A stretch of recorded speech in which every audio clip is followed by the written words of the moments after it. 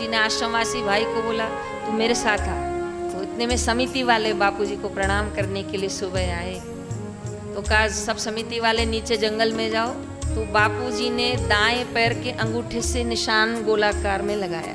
तो गुरुजी इसके नजदीक गए और इसके टाल पे दी ऐसे। तो कहा बापूजी बस कोई नहीं है, आज तो मुझे चरण छूने दो।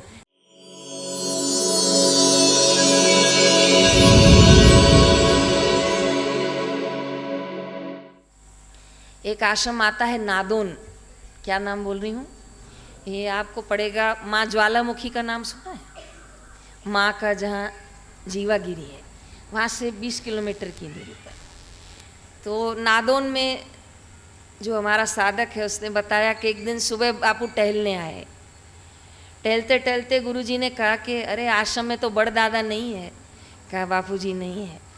तो इतने में समिति वाले बापूजी को प्रणाम करने के लिए सुबह आए। तो कहा सब समिति वाले नीचे जंगल में जाओ और बड़ की जड़ लेके आओ। वो बड़ की जड़ लेने गए और बापूजी ने आश्रमवासी भाई को बोला तू मेरे साथ आ। वो कुल्हाड़ी होती है ना, वो लेके आ, चल अपने खड्डा खोदते हैं जब तक ये लोग आए। तो कहा बापूजी खड्डा कहाँ खोदूं? तो बापूजी ने दाएं पैर के अंगूठे से निशान गोलाकार में लगाया और बिल्कुल गोल लगा के दिया। कहा तू खोद इसको। वो गए लेने। अब ये खोदे तो सही पर थोड़ा टेढ़ा खुद गया इसके हाथ से। तो गुरुजी को लगा मैंने निशान लगा के दिया फिर टेढ़ा खोद रहा है। तो गुरुजी इसके नज़दीक गए और इसके टाल पे एक दी ऐसे। तो इसको लगा कि कुछ, तो देखा बापूजी ने कहा तेरे को दिखता नहीं है निशान कहाँ है और खोद कहाँ रहा है? तो उसको लगा टेढ़ा खोदने से इतना फ़ायदा, आज तक कभी बापू ने मेरे सिर पर हाथ नहीं रखा था और आज तो प्रसाद मिल गया मेरे को। तो इसने थोड़ा और टेढ़ा खोदा। तो बापूजी तो फिर आपको पता है बिल्कुल नज़दीक गए, इसका कान लिया और पूरा गोल घुमा दिया और पूरा लाल हो गया। क्या समझ में आ रहा है तेरे को? गलत खड्डा खोद रहा है तू। तो कहा बापू आ गया समझ में, बिल्कुल आ गया। तो कहा अब मैं हिलूंगा नहीं, इधर ही खड़ा हूँ, तो मेरे सामने खोद। फिर तो गुरुजी बिल्कुल उसके बगल में खड़े होकर उससे खड्डा खुदवाए। तो ये भी बड़ा प्यार आनंद बापू का ले, खड्डा खोदे और बापू की तरफ सरकता जाए। बापू बोले उधर सरक ना, इधर क्या आ रहा है? तो कहा बापूजी बस कोई नहीं है, आज तो मुझे चरण छूने दो। ऐसे करके कुल्हाड़ा फेंक दिया और बापू के घुटनों को पकड़ लिया। गुरुजी बोले मुझे लग ही रहा था तू कुछ गड़बड़ करेगा, चल खोद अब ढंग से।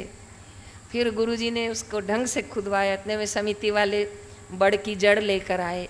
फिर बापूजी ने उसको दोनों हाथ से बड़ की जड़ को पकड़ा ऐसे।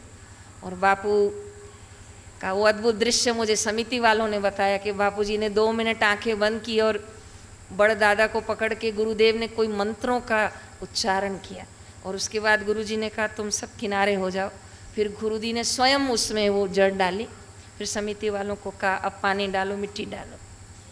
और आप सुन के आश्चर्य करोगे कि जब 15 दिन पहले नादौन में सत्संग था तो मैंने गुरुजी को लिखे भेजा कि बापूजी बहुत सुंदर आश्रम है, ये नादौन बिल्कुल पहाड़ों के बीच में है।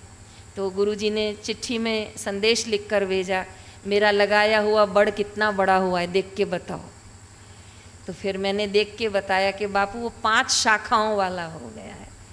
तो कैसी गुरुदेव की कृपा के आज से 10 साल पहले बड़ दादा लगाए थे और 10 साल बाद वो बड़ इतना बड़ा हो गया है। और कई आसपास के हिमाचल वाले नादौन को कहते हैं कि हमको इसकी जड़ दे दो। तो कहते हैं हम जड़ नहीं देंगे, ये बापू ने लगाया।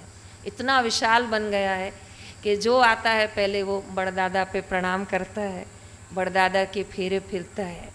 यदि वह संकल्प चलाए मुर्दा भी जीवित हो जाए।